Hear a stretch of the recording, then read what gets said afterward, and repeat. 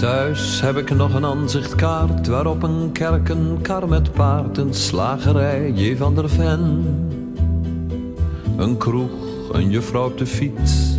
Het zegt u hoogstwaarschijnlijk niets, maar het is waar ik geboren ben. Dit dorp, ik weet nog hoe het was, de boerenkinderen in de klas, een kar die ratelt op de keien. Het raadhuis met een pomper voor, een zandweg tussen koren door, het vee, de boerderijen. En langs het tuinpad van mijn vader zag ik de hoge bomen staan. Ik was een kind en wist niet beter dan dat het nooit voorbij zou gaan. Wat leefde ze eenvoudig toen, in simpele huizen tussen groen, met boerenbloemen en een heg.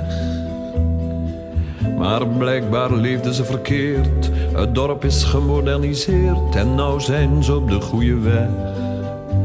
Want ziet hoe rijk het leven is, ze zien de televisiequiz en wonen in betonnen dozen. Met flink veel glas dan kun je zien hoe of het bankstel staat bij Mien en de dressoir met plastic rozen. En langs het tuinpad van mijn vader zag ik de hoge bomen staan. Ik was een kind en wist niet beter dan dat het nooit voorbij zou gaan. De dorpsjeugd klit wat bij elkaar in minirok en bietelhaar en joelt wat mee met beatmuziek. Ik weet wel, het is hun goede recht, de nieuwe tijd, net wat u zegt, maar het maakt me wat melancholiek. Ik heb hun vaders nog gekend, ze kochten zoethout voor een cent. Ik zag hun moeders touwtjes springen. Dat dorp van toen, het is voorbij, dit is al wat er bleef voor mij.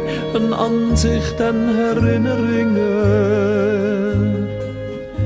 Toen ik langs het tuinpad van mijn vader de hoge bomen nog zag staan. Ik was een kind, hoe kon ik weten dat dat voorgoed voorbij zou gaan?